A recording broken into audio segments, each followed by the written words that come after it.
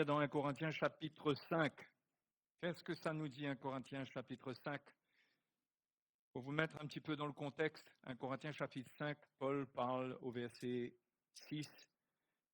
Il exhorte le peuple de Dieu à cause d'une situation qui était présente, d'un état d'esprit où le peuple de Dieu de Corinthe était très léger avec le péché.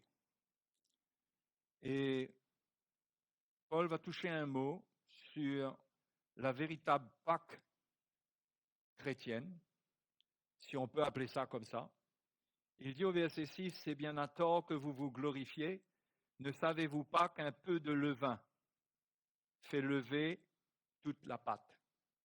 Faites disparaître le vieux levain, afin que vous soyez une pâte nouvelle, puisque vous êtes sans levain, car Christ, notre Pâque, a été immolé. Célébrons donc la fête, non avec du vieux levain, non avec un levain de malice et de méchanceté, mais avec les pains sans levain de la pureté et de la vérité. » De la pureté et de la vérité.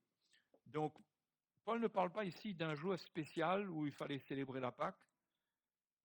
Ok, la Pâque juive a été accomplie en Christ lorsqu'il est mort sur la croix. Notre Pâque à nous a déjà été accomplie. C'est pourquoi nous ne célébrons pas de Pâque. Notre Pâque à nous, c'est Jésus, que nous célébrons chaque fois que nous prenons déjà le repas du Seigneur. Jésus est la Pâque que nous célébrons. Mais nous ne célébrons pas la Pâque, nous célébrons la fête de sa mort et de sa résurrection. Au fait, la vie chrétienne ne consiste pas à célébrer des fêtes ponctuellement pendant l'année, mais c'est une marche avec le Seigneur qui glorifie son nom, qui le glorifie par rapport à ce qu'il a accompli, où nous montrons par notre vie notre volonté de nous soumettre à sa parole, de lui obéir. Et c'est ça notre célébration. Et cela nous rend heureux, parce que quand on célèbre une célébration, ça crée la joie. Quand on marche avec le Seigneur, en le célébrant, on ne peut être que heureux. L'apôtre Jacques le dit, que si nous mettons en pratique sa parole, nous sommes heureux. Jésus lui-même a dit, vous êtes heureux si vous mettez en pratique la parole de Dieu. Si nous plongeons nos regards dans la vérité de l'Évangile, dans la loi de Christ, et que nous mettons en pratique sa parole, nous serons heureux dans notre activité. Donc la vie chrétienne, ça doit être un sujet de joie, même si, à beaucoup d'égards, elle n'est pas facile, elle est un défi. Mais elle doit être la célébration d'une Pâque, de la Pâque du Seigneur. C'est pourquoi, je vous le dis, il n'y a pas de fête qu'on célèbre. Il n'y a pas de fête qu'on célèbre, soi-disant chrétienne, autrement que la mort et la résurrection de Christ par notre vie. Et en prenant le repas du Seigneur, c'est le moment de célébration de cette fête, de cette Pâque, mais cela doit indiquer par nos vies que, célébrant cette Pâque du Seigneur, nous sommes en train de nous disposer à sortir de ce monde. Dans 1 Corinthiens 11, c'est l'enseignement que l'apôtre Paul porte. 1 Corinthiens 11, verset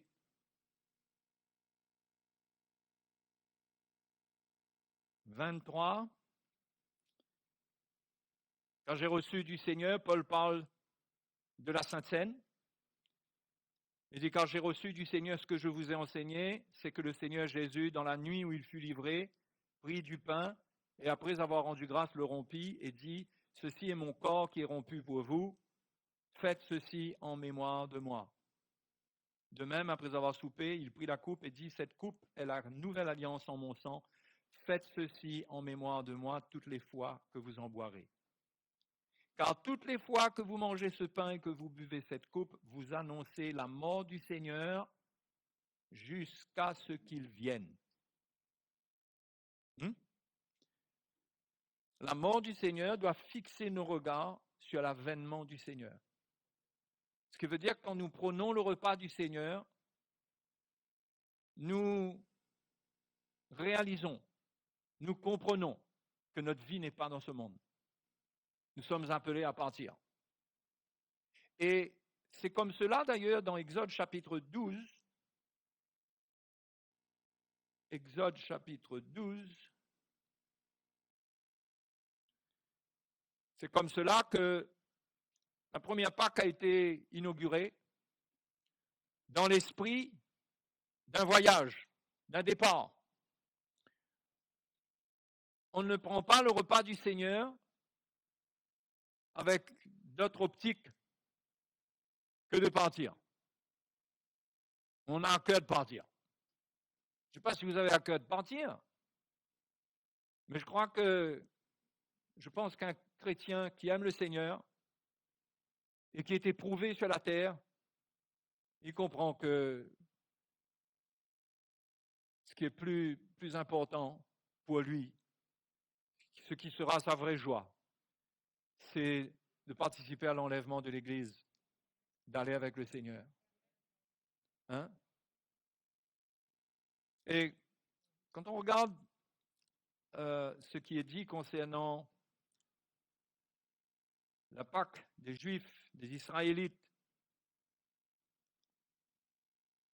le verset 11 du chapitre 12 dit « Quand vous le mangerez », c'est l'agneau qu'ils avaient préparé, « vous aurez vos reins saints », saints comme ceinture. Vous aurez une ceinture sur vos reins. Parce que les Israélites, ils portaient des robes et il fallait que ce soit bien attaché, sinon ils se prenaient les pieds peut-être dans l'ouellet. Je ne sais pas s'il y avait un ouellet, je ne crois pas, mais bon. Il fallait bien attacher pour pouvoir remonter le vêtement de manière à avoir les pieds libres sous la robe pour partir à toute vitesse. Donc, ayez vos reins sains, vos souliers aux pieds et votre bâton à la main. Vous le mangerez à la hâte.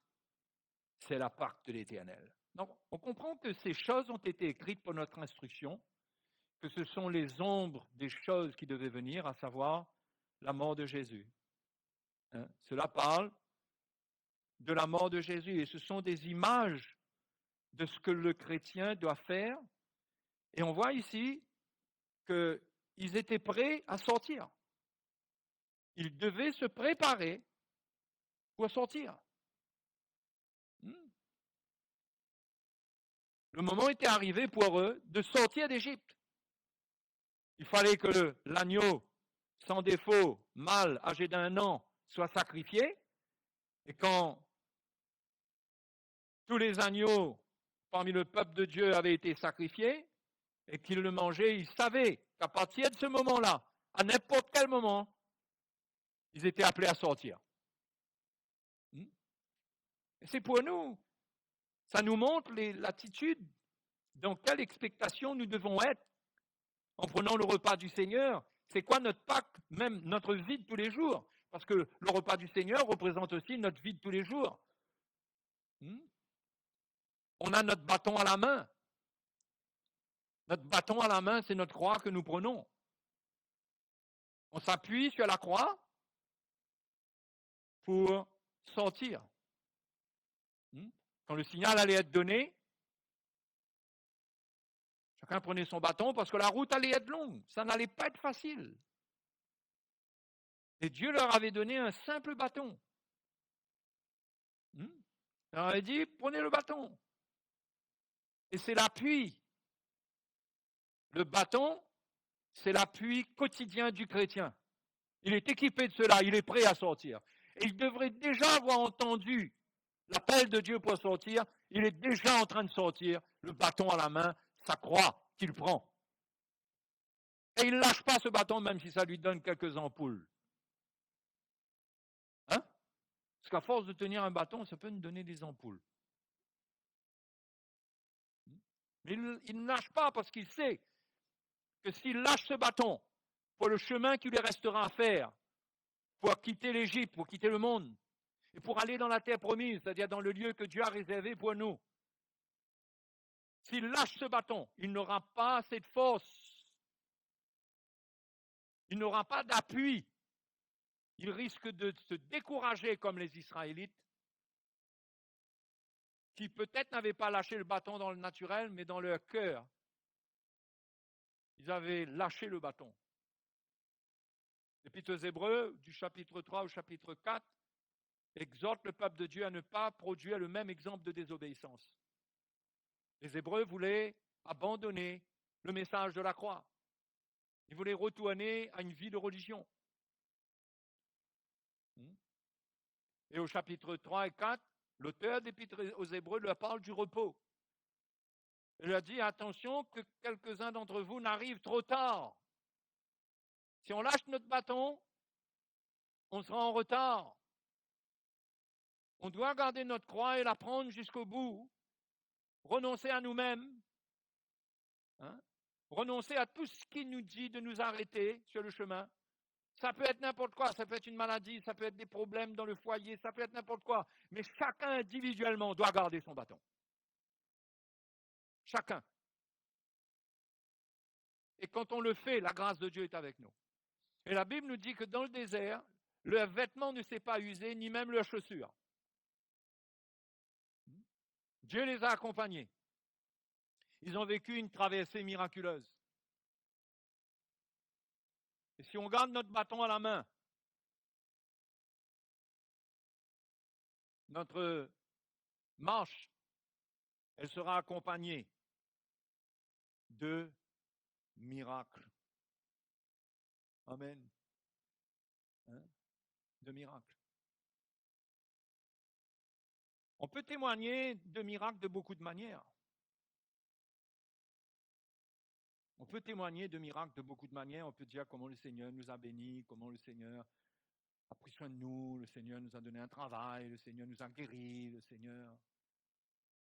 Vous savez, un des témoignages extraordinaires qu'un chrétien peut rendre, et c'est le miracle qui vient au travers de son bâton, c'est comment est-ce qu'il a pu traverser les crises de sa vie, les moments difficiles. Et on oublie ces miracles-là. On oublie comment le Seigneur nous a accompagnés, comment il a été avec nous, comment ça a été difficile. Nous avons passé des périodes où nous avons lutté pour pardonner, nous avons lutté pour faire face à la vie. Nous avons eu des difficultés dans nos finances ou dans l'Église, nous avons été confrontés et nous avons tenu le coup grâce à ce bâton. Nous sommes accrochés à la croix. On n'avait aucune autre espérance. Et un miracle s'est produit, c'est le miracle de la persévérance. On a réussi à persévérer, à endurer. Jésus a été avec nous.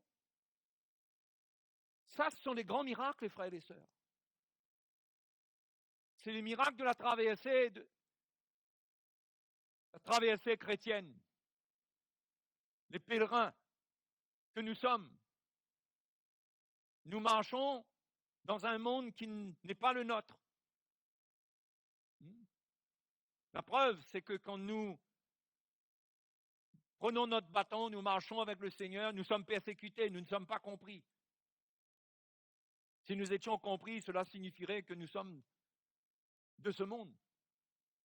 Mais nous ne sommes pas de ce monde.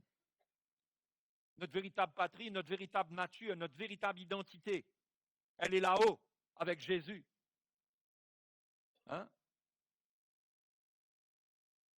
Donc nous sommes les participants, les citoyens d'un royaume qui n'est pas d'ici-bas.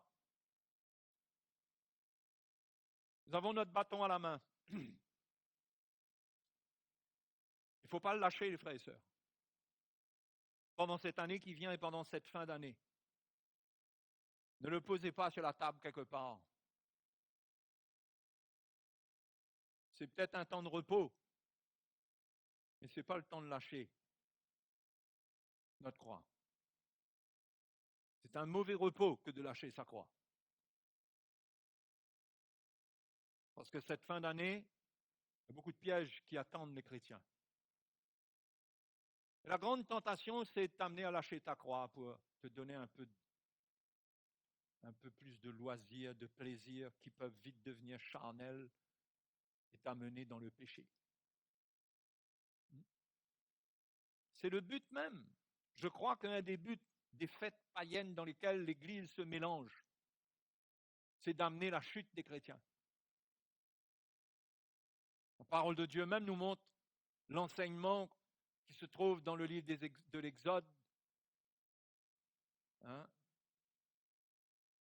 Nous raconte les mésaventures du peuple d'Israël dans le désert, et c'est repris par Paul dans 1 Corinthiens chapitre 10, nous montre que l'idolâtrie fait à la fête alors que Moïse est sur la montagne, a conduit le peuple d'Israël dans l'idolâtrie. Ils se sont fait un veau d'or, ils ont mangé, bu, ils se sont divertis, et il y a une condamnation qui est venue sur eux.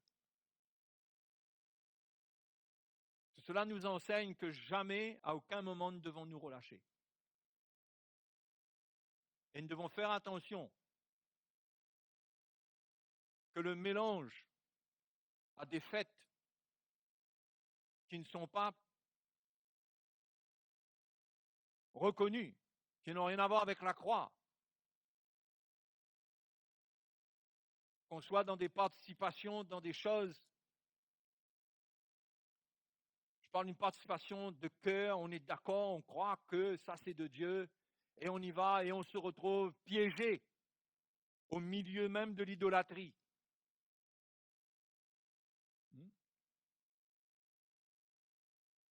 Il faut veiller sur nous. Cette fin d'année, il faut prendre notre bâton. Il faut continuer notre marche pour sortir. Nous sortons.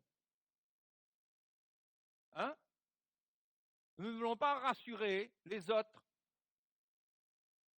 que nous faisons partie de leur milieu, qu'ils ne doivent pas s'inquiéter parce que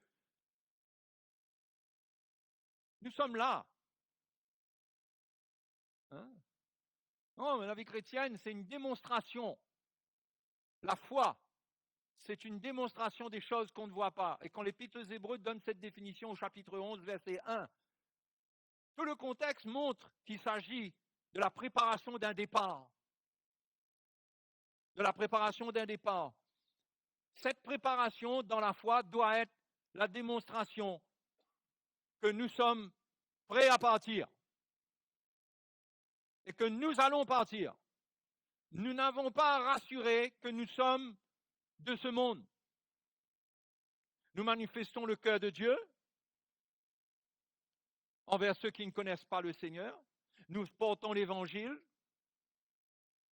mais nous ne cherchons pas un terrain de compromission pour rassurer que finalement, on n'a même pas besoin de rassurer que nous ne sommes pas une secte.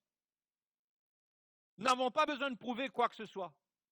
Nous devons prouver que nous sommes des voyageurs et étrangers sur cette terre. C'est ce que la Bible dit dans Pierre et dans Hébreux, à 2 reprises. Voyageurs et étrangers. Notre vie n'est pas ici-bas. Nous n'avons pas besoin de prouver quoi que ce soit, si ce n'est de démontrer par notre vie que notre espérance, elle est ailleurs. Que le monde se désintègre. Que le chaos se prépare pour le monde.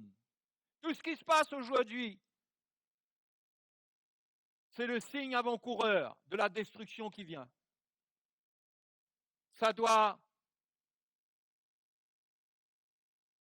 enseigner le chrétien.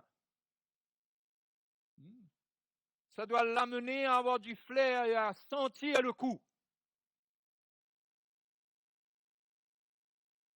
Que tout va mal. Pas encore tout. Mais ça ne va pas s'améliorer même s'il peut y avoir un moment d'accalmie. Que ça va mal. Et Dieu nous montre à nous que quand ça va mal, dans cette fin des temps, cela veut dire que ça ne va pas tarder à aller très bien pour nous. Quand nous irons avec lui.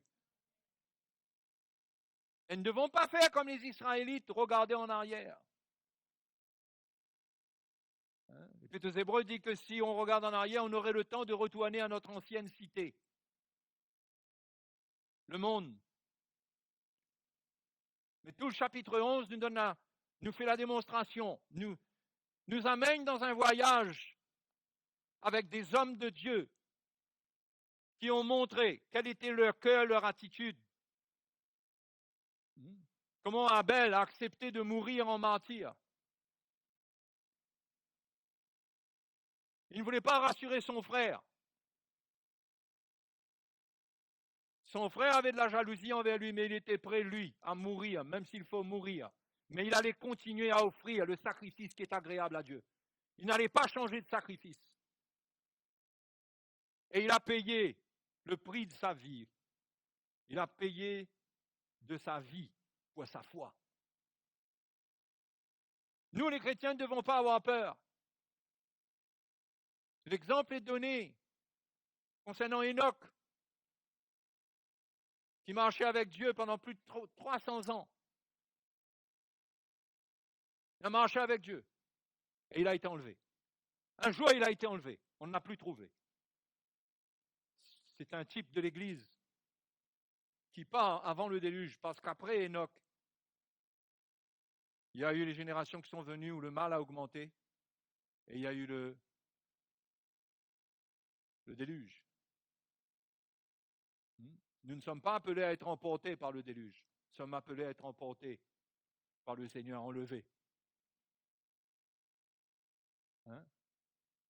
Et il y a des exemples comme ça, Noé,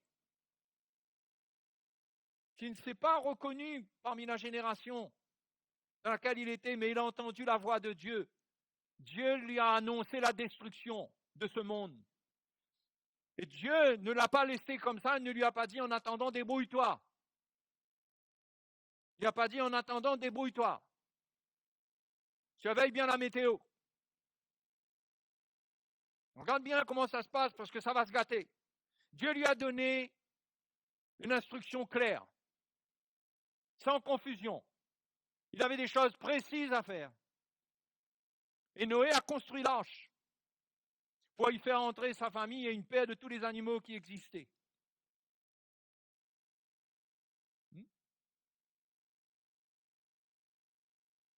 Tout cela nous instruit, les frères et sœurs, concernant notre attitude dans ces derniers temps.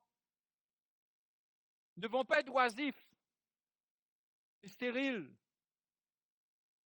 Nous ne sommes pas appelés à regarder la météo chrétienne seulement, à savoir si les signes sont en train de s'accomplir, etc. Mais c'est tellement évident.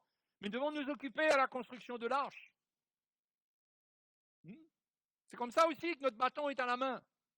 Nous avons notre croix avec nous parce que construire l'arche qui est l'Église, annoncer l'Évangile, ce n'est pas quelque chose de facile. Le diable vient mettre la zizanie entre les chrétiens.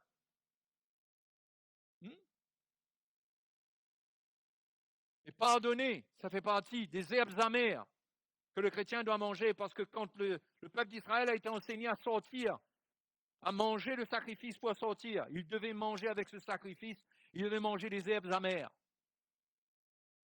Pardonner, avaler les herbes amères, pour rester ensemble, pour faire route, faire triompher l'amour, voir la maison de Dieu grandir, où Dieu dit j'habiterai, je marcherai au milieu d'eux, je serai leur peuple. Et se donner là-dedans. Ne pas être spectateur, et participer. C'est saisir le morceau de bois que Dieu nous a montré, participer, couper, tailler, prendre le marteau, chacun à sa place, doit se consacrer à construire, à construire. Il doit savoir que maintenant sa vie sert à construire l'arche. Qu'il n'est pas en train d'attendre au dernier moment que Noé donne un signal pour dire « Allez, venez, entrez vite !» Mais ils sont sur le chantier.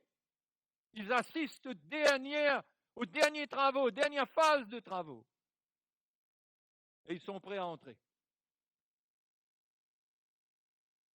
Et quand ça sera prêt, ceux qui seront là entreront.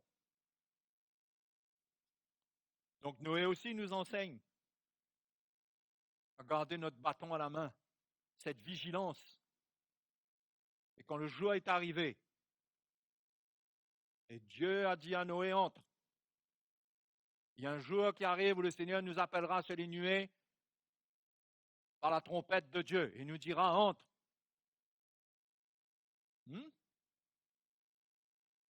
Entre. Et la Bible dit que Dieu ferme la porte sur Noé. Quand Dieu ferme la porte, personne n'ouvre plus. Il faudra être dedans, pas dehors.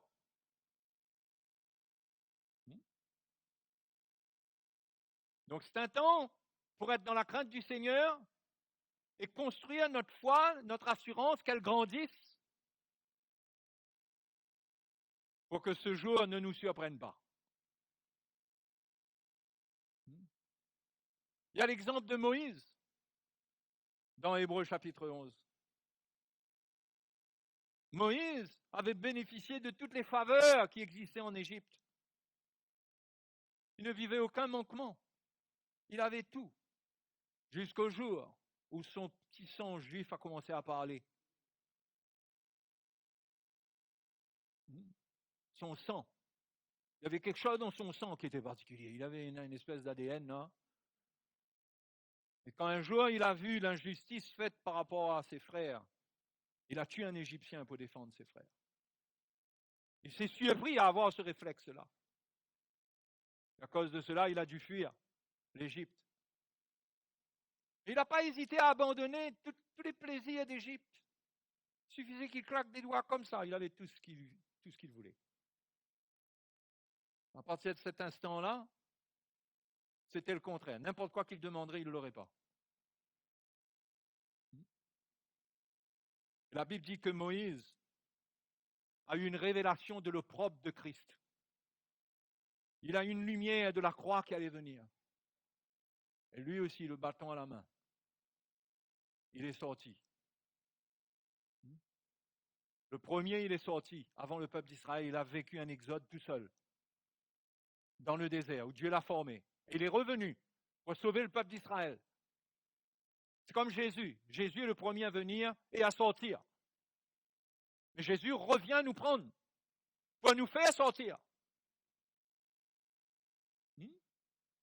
Les frères et les sœurs, ne regardons pas, ne tombons pas dans la séduction du temps qui passe et qui reste pareil. Hein? Les années passent. Où est la promesse de son avènement, nous dit l'épître de Pierre. Les moqueurs diront, où est la promesse de son avènement? Et gardons la foi, construisons l'arche, sortons de l'Égypte, de son système qui veut nous compromettre. Hein? Et on sait ce que ça a été quand il a fallu tirer le peuple d'Égypte, comment Pharaon a usé de toutes sortes de ruses, de compromission. Il faut dire, ok, faites, mais attention, faites pas tant, mais faites. Allez jusque-là et revenez. Vous voulez célébrer votre fête, allez dans le désert. Non, pas tout le monde, les hommes seulement. Il y avait toujours quelque chose qui faisait que ce que Dieu demandait n'était pas complet. Et Moïse résistait. Moïse résistait à Pharaon et Dieu frappait l'Égypte de ses plaies. Frères et sœurs, nous devons résister à Pharaon. Nous ne voulons pas de compromission. Nous ne voulons pas de calmant pour la chair. Sur le plan émotionnel, dans notre relation avec les uns et les autres. Nous voulons nous rendre dignes du royaume de Dieu. Et sans être brutal avec personne, sans être arrogant. Et Pierre dit de donner raison de l'espérance qui est la nôtre avec douceur. Mais on veut vivre l'évangile. On ne veut pas lâcher notre bâton. Amen. Je ne sais plus si c'est Moïse qui, avec son bâton, a corrigé des bergers qui étaient en train de persécuter. Quelqu'un pourra me confirmer cela, peut-être.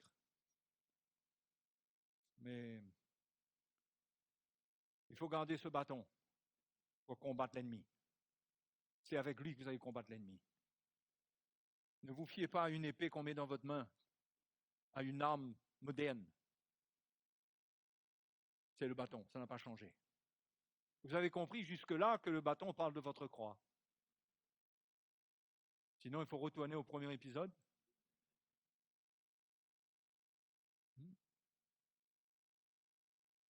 Il faut faire attention à la modernisation de la chrétienté au point que la modernisation nous fait dans ce que j'appelle la mondialisation. Ça vous va, ça? Vous comprenez la mondialisation? N'allez pas regarder dans le dictionnaire, ça n'existe pas. C'est un terme inventé par moi. Je vais déposer d'ailleurs les droits d'auteur, le copyright. Non, je plaisante. Mais la vie chrétienne, c'est vivre avec ce que l'Évangile a déclaré il y a 2000 ans. Il y a 2000 ans. Parce que c'est avec ça que Jésus a vaincu il y a 2000 ans. Et c'est avec ces armes-là que nous vaincrons. Alléluia. Ce bâton qui a été méprisé par Goliath, vous vous souvenez? Hein? Tu viens avec moi avec un bâton. C'est pas ça que Goliath lui avait dit? Le bâton, la croix du Seigneur. Bâton, ça prend un accent circonflexe.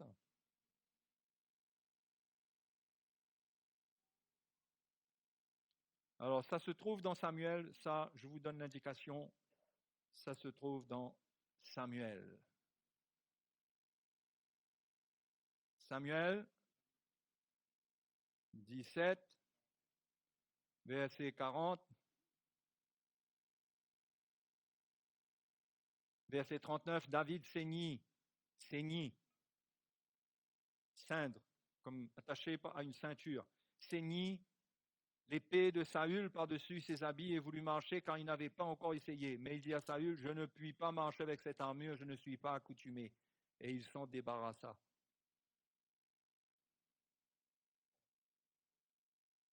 On voit que David, il ne veut pas de l'épée de Saül. C'est déjà trop moderne. Il dit, je ne puis pas, au verset 39, je ne puis pas. Bon, aujourd'hui, on ne parlerait pas comme ça. On ne dirait pas, je ne puis pas. Je ne peux pas marcher avec cette armure, je ne suis pas accoutumé.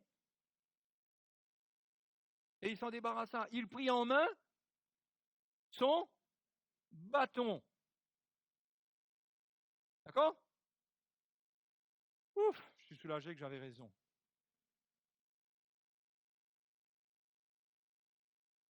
Parfois, les histoires de la Bible se mélangent un peu dans notre tête. On ne sait plus qui a dit quoi, qui a fait quoi, qui a pris quoi. Surtout les jeunes prédicateurs, les jeunes seniors. Le bâton. Et qu'est-ce que David a fait? Et qu'est-ce que le Philistin, il a dit? Au verset 43, le Philistin dit à David, suis-je un chien pour que tu viennes à moi avec des bâtons? Apparemment qu'il voyait déjà double parce que la Bible nous dit avant qu'il y avait un bâton. Donc il était déjà un peu troublé, Goliath. Pour que tu viennes avec moi avec des bâtons? David dit aux Philistins au verset 45, tu marches contre moi avec l'épée, la lance et le javelot, et moi je marche contre toi au nom de l'Éternel des armées, du Dieu de l'armée d'Israël, que tu as insulté. Aujourd'hui l'Éternel te livrera entre mes mains, je t'abattrai et je te couperai la tête. C'est violent, hein? Interdit au moins de 16 ans.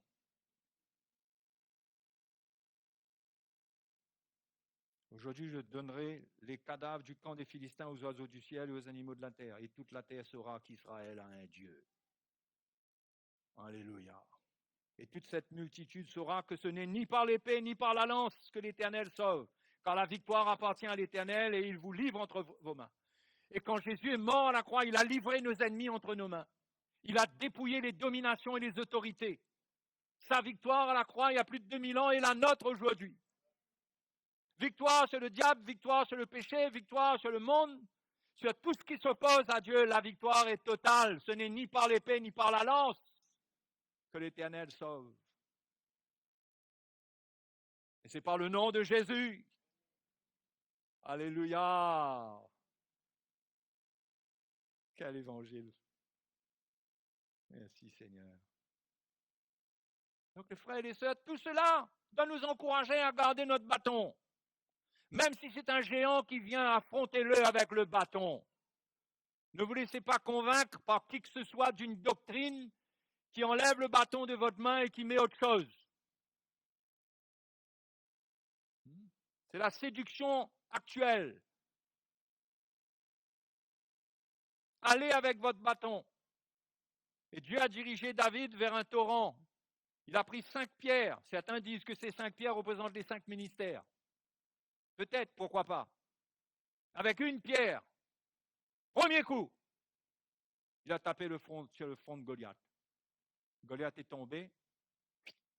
Le temps d'en finir, bien finir comme il faut, pour être sûr qu'il ne se réveille pas. Et la victoire a été acquise. Toutes ces choses nous enseignent pas la violence envers personne, au contraire. Mais à l'époque, Dieu voulait montrer sa sévérité et sa puissance envers ceux qui s'opposent à lui, qui l'insultent, qui le méprisent. Et cela devait laisser des traces de ce que la puissance de la croix est pour nous. Prendre notre bâton. Frères et sœurs, gardez votre croix en cette fin d'année. Si vous l'avez laissée quelque part, reprenez-la. Quand vous allez recommencer à l'apprendre, si vous avez lâché depuis longtemps, c'est comme moi quand je me remets à faire de la guitare. Si je tarde à jouer, mes doigts deviennent tendres. Quand j'appuie sur ces cordes, je souffre. Le temps de me réhabituer. Mais une fois que je me suis réhabitué, c'est parti. Mon instrument est entre mes mains, je peux me réjouir avec lui. Quand vous allez recommencer à prendre votre bâton, il y aura un peu d'ampoule. Ça vous blessera un peu la main. Si vous l'avez lâché, reprenez votre bâton, votre croix. Ne dites pas, ça fait mal, ça fait longtemps. Reprenez-le.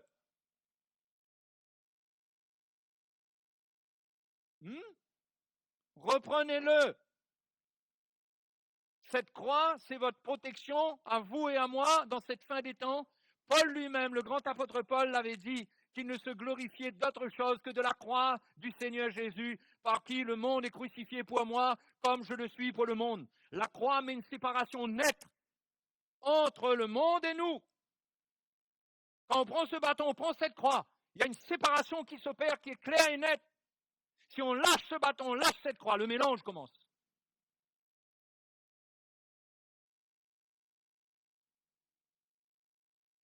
C'est sérieux, les frères et sœurs. Hein? D'avoir ce bâton à la main. Tous ceux qui l'ont pris avant nous ont démontré leur foi en la croix qui allait venir. Et nous ont laissé des exemples pour nous dire, ne lâche pas ton bâton. Il n'y a pas de guerre moderne, ça n'existe pas. Il n'y a pas de doctrine moderne. Les doctrines modernes sont de fausses doctrines. Le diable a profité des années qui ont passé pour tromper les hommes, pour établir doucement son système de séduction.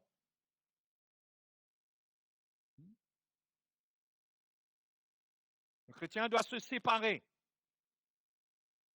de tout cela.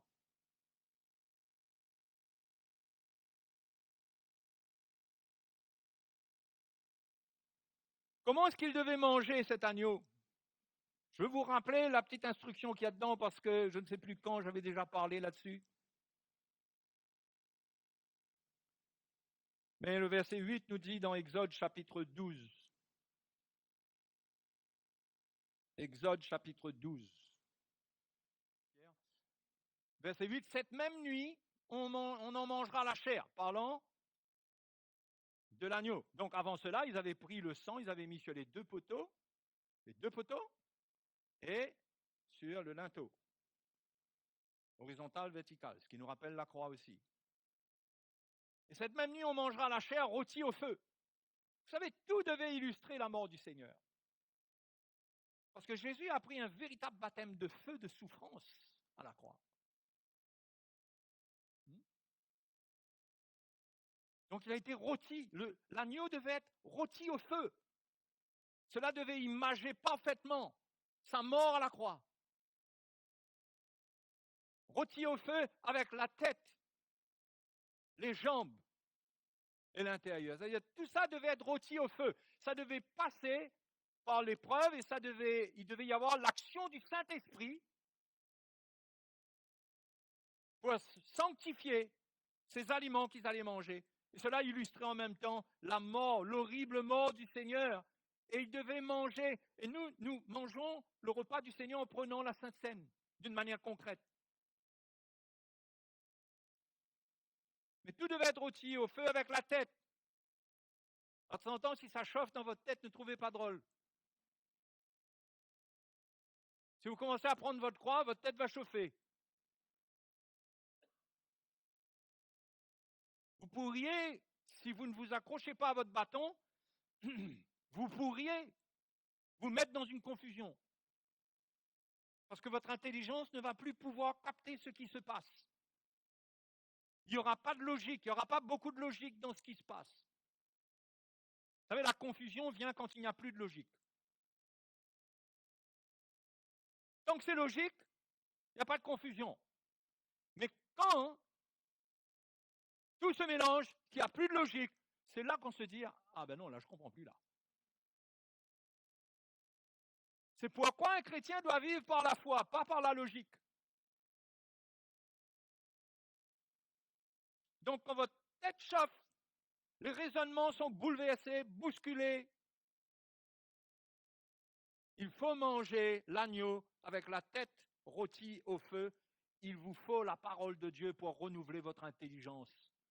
Un chrétien doit s'attacher à la parole de Dieu, à la vérité. Hein?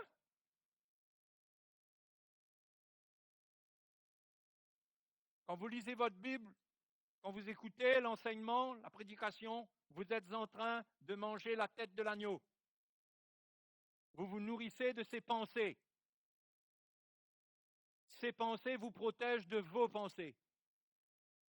Si vous ne prenez pas la pensée du Seigneur, vos pensées sèmeront la confusion dans votre tête. Et il ne faut pas attendre que la confusion entre. Le constat a été fait, j'ai lu un article récemment, ça concerne les États-Unis, qu'apparemment, le monde chrétien, s'il y a une crise en ce moment, c'est que les chrétiens ne lisent plus la Bible, statistiquement. Ils n'ont pas la connaissance de la parole de Dieu. Ils n'ont de connaissance que ce qui leur est apporté comme ça. Ça, c'est une chose, mais il faut connaître la parole de Dieu. Aujourd'hui, quand on interroge les enfants ou les jeunes, ils connaissent plus les acteurs de films que les héros bibliques. Hein? Les personnes âgées ne sont pas épargnées, connaissant davantage les personnages un peu bizarres dans ces séries télévisées, plus que ce que la parole de Dieu dit. Personne n'est épargné par cette ignorance. Et c'est dangereux. Vous devez, mes frères et mes sœurs, dévorer la parole de Dieu, manger la tête de l'agneau, connaître sa pensée. Ici, on pose le fondement de la pensée. Mais vous devez, on vous sert ici, mais vous devez manger. Pas seulement là, vous devez continuer à manger. Amen. Vous instruire. C'est pourquoi on a la Bible. Ensuite, les jambes. Il faut manger les jambes. Rôti au feu. Donc, si votre marche chrétienne, si là aussi ça chauffe un peu, c'est pas facile, parce que les jambes parlent de la marche, La Bible nous dit que celui qui dit qu'il demeure en lui doit marcher comme lui aussi, comme Jésus a marché. Les jambes parlent de notre identification à la marche de Jésus, comment il marche. Ça parle de notre marche selon l'esprit. Cela parle de prendre notre croix, de le suivre. Et il faut manger ça. Donc il y a la parole de Dieu, connaître la parole de Dieu. Et dans la parole de Dieu, il y a les jambes. C'est pour que nos jambes soient fortifiées. C'est pour qu'on ne garde pas notre propre force, nos propres jambes, mais que les jambes de l'agneau deviennent notre jambe, notre force. Et c'est en se nourrissant, c'est en s'imprégnant du message qu'on obtient la force qui est dans le message. Ce n'est pas juste en l'écoutant comme ça. Et c'est en le mettant en pratique. Et il fallait manger l'intérieur, ce qui était plus horrible, mais le Réunionnais n'aurait pas eu de problème, vu que c'est un amateur de andouilles.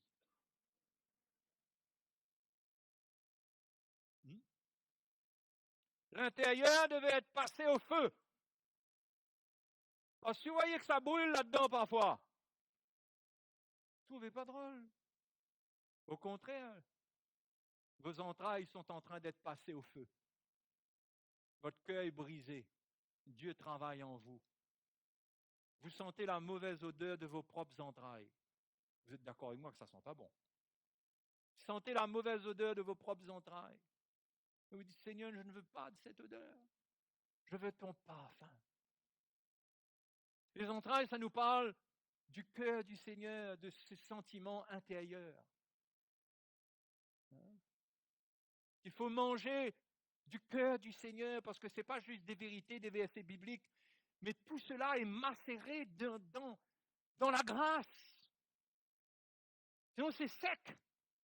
C'est pas bon pour nous et c'est pas bon pour les autres de leur servir la vérité sans cela. Donc il faut manger les entrailles rôties au feu. Qu'il y ait un brisement, qu'il y ait un changement dans le cœur. Et quand on prend notre bâton, ce changement-là vient. Il y a un brisement.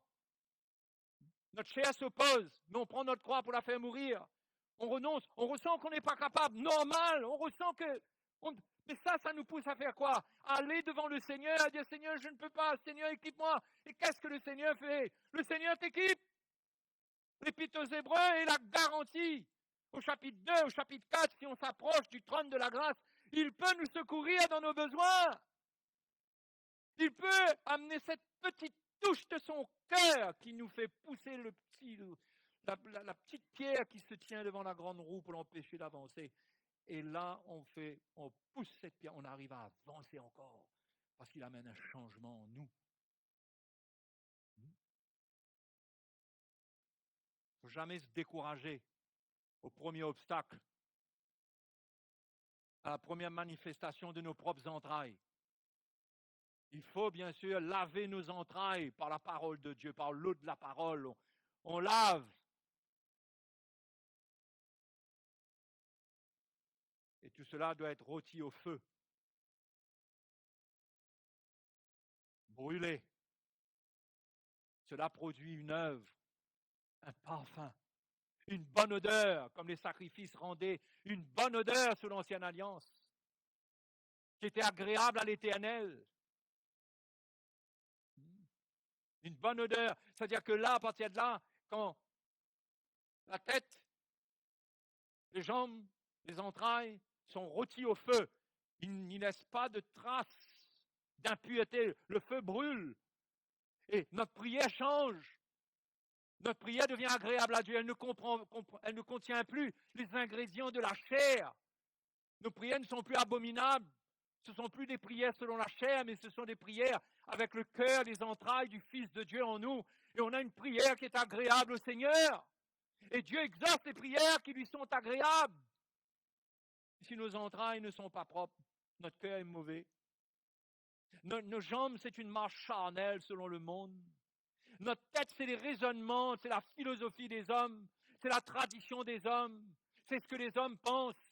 Tout cela crée en nous un état où quand nous prions, nous adorons le Seigneur, ça ne peut pas être agréable au Seigneur.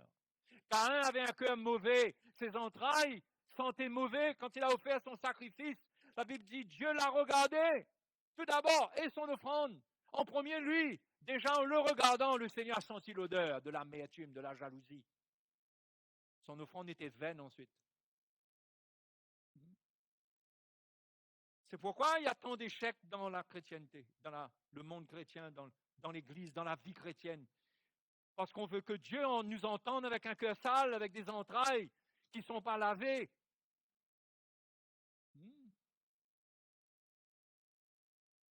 C'est la parole de Dieu qui nous dit si nos entrailles sont propres ou sont sales. Ce n'est pas nous-mêmes qui nous faisons une idée de cela. Quand l'Évangile vient, la parole de Dieu juge les sentiments et les pensées de notre cœur. Elle juge ce que nous portons dans nos entrailles. Quand la parole de Dieu vient, elle nous appelle à la repentance et nous montre notre état. Et nous renonçons à nous-mêmes et nous reconnaissons notre état. L'eau de cette parole lave nos entrailles. Nous retrouvons un cœur pur dans le Seigneur pour le prier.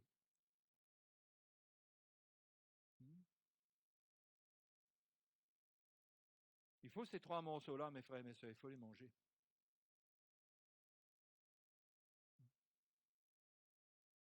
Et on sera prêt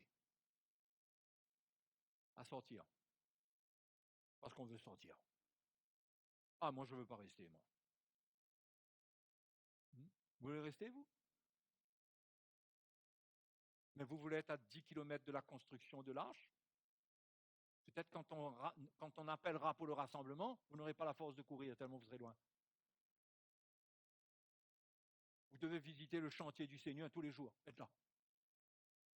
Je ne parle pas dans cette salle, mais dans votre cœur, dans votre vie, au milieu de ce qui se fait. Vous vous assurez que votre cœur est là, vous construisez avec. Vous êtes un co-ouvrier avec, vous n'êtes pas loin. Vous êtes co-ouvrier avec. Quand la trompette va sonner, là, vous n'aurez qu'à faire 10 pas pour entrer dans cette arche-là.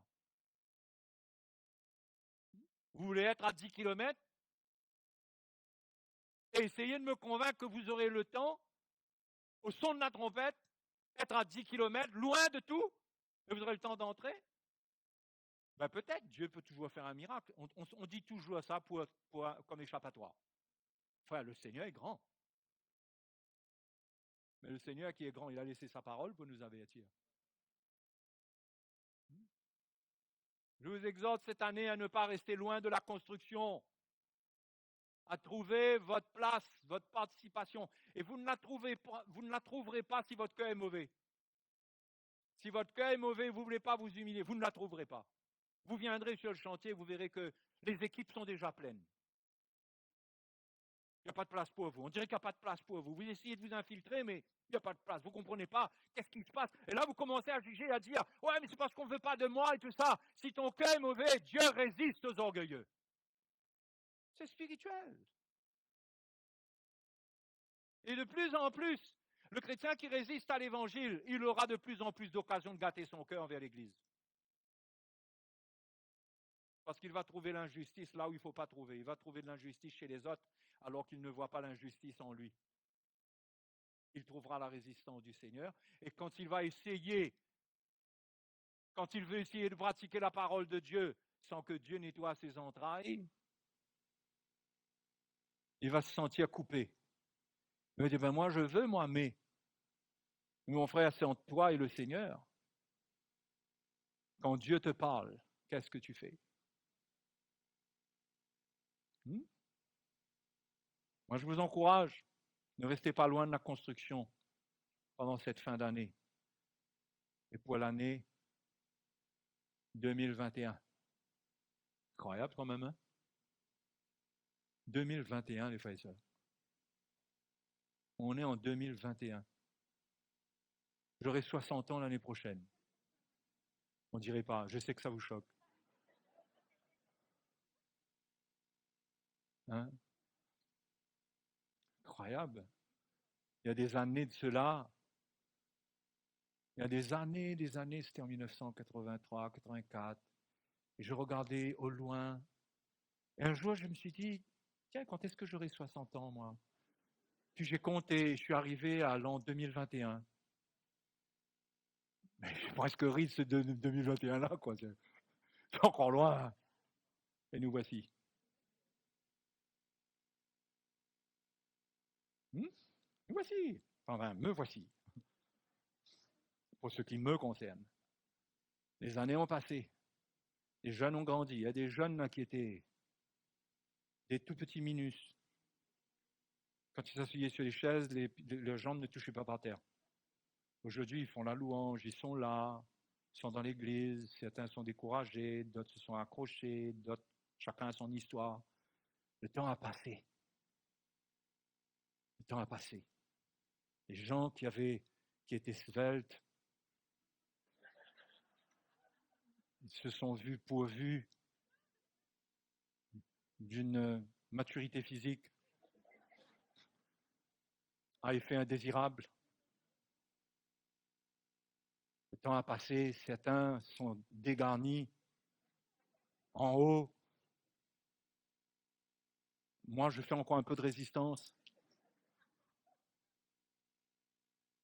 Hein? Encore un peu de résistance, mais c'est pas facile.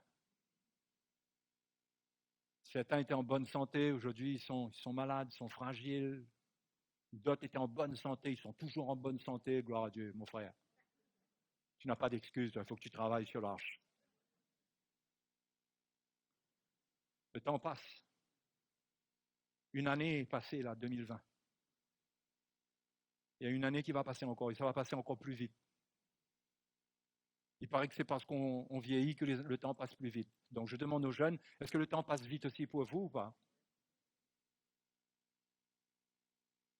Hein, les jeunes? Le temps passe vite pour vous? Bon, ok, donc c'est pas un truc de vieux, même si c'est peut-être plus fort chez ceux qui sont plus âgés. Mais mes frères et mes sœurs, le temps passe. Il faut avoir le bâton à la main. Il faut se dire qu'il y a un jour où Jésus mettra un terme à tout ça. Et ça va venir au moment où on ne s'attend pas. On va se retrouver avec une robe blanche en un instant sur les nuées. On ne va pas se reconnaître, on va se demander peut-être est-ce que je suis mort, est-ce que c'est quoi? Et on va ressentir qu'on monte et on va voir qu'il y a une foule de gens qui nous accompagnent. Alléluia! Je ne voudrais pas être en bas en train de regarder si je trouve mes frères et mes sœurs. Je ne dis pas ça pour vous faire peur, mais c'est bon d'avoir un petit peu peur quand même. Hein? Sans se condamner, mais avoir la crainte de Dieu. Il me reste 10 secondes pour vous parler. Et je dis Amen. Que le Seigneur vous encourage. Allons nous lever, allons prier.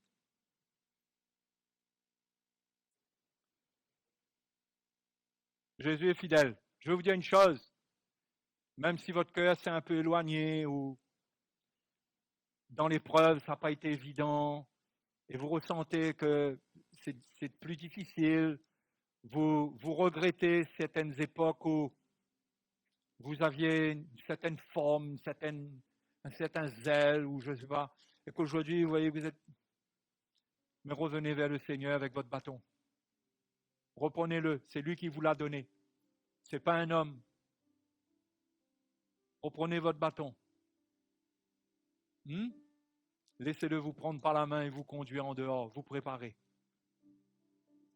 Alléluia, il est fidèle. Croyez en lui, Jésus a dit, croyez en moi, ne soyez pas troublés. Croyez en moi. Alléluia. Notre Dieu est merveilleux. Qui est comparable à lui?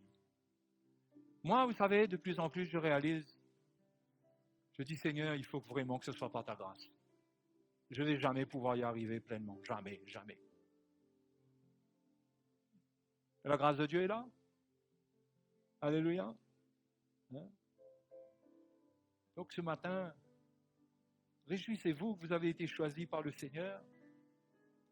Mettez votre cœur en ordre. Mettez votre vie en ordre. Réglez votre cœur devant le Seigneur. Les jeunes, il n'y a plus de temps pour vous. Peut-être certains d'entre vous n'aurez pas le temps de vous marier. Et vous êtes en train de vous battre pour avoir un mariage. Je dis bien peut-être. Il n'y a plus de temps. c'est le temps que notre projet principal, c'est l'arche. C'est l'arche, c'est l'arche. Ça, c'est notre projet. Avant tout. Hein? Ça doit être ton projet. Tu es prêt à prendre ce projet-là ce matin? Ça doit être ton projet, avec ta vie, avec tout, avec tes finances, avec tout. Et tout dans la liberté, hein, personne ne vient là pour ton temps. L'arche. Je veux construire l'arche, Seigneur, je veux être là. Et ne te fie pas à tes sentiments, tu sens que... Non, identifie-toi. Tu es un peu sec? Tu es un peu sec? Identifie-toi et purifie ton cœur et prépare-toi, humilie-toi devant le Seigneur. La porte s'ouvrira devant toi. Hein? Ne dis pas là, ben non, ben là, je ne peux pas, ceci, cela. Non. Identifie-toi. Pour être prêt à sortir, c'est notre projet. Alléluia, c'est mon projet. 2021, fin d'année, mon projet, c'est être avec Jésus. C'est construire le royaume, c'est construire l'Église, c'est construire l'arche. Et devenir, viens pas avec tes vieux outils rouillés. Oublie tes outils. Il y a des outils ici. C'est nous qui donnons les outils. Par l'Évangile. Viens pas dire, tiens, j'ai une petite pensée, j'ai un petit outil. Non, laisse tomber, mon frère. Il faut venir avec les outils du Seigneur. Si on reconnaît l'outil de Dieu, on te dira, ouais, ça c'est OK. Mais viens pour construire l'arche. L'arche doit devenir ta raison de vivre à partir de maintenant. Ton cœur doit être dedans pour que quand le moment arrive pour entrer, tu rentres dedans. Si ton cœur n'est pas dedans, tu auras du mal à rentrer là-dedans. Il faut que ton cœur soit dedans. Alléluia. Hein? Alléluia. C'est terrible de ne pas voir vos visages, parce qu'on ne devine jamais la réaction des gens. Ça nous fait vraiment prêcher par la foi. On prêche par la foi, on croit que vous êtes d'accord.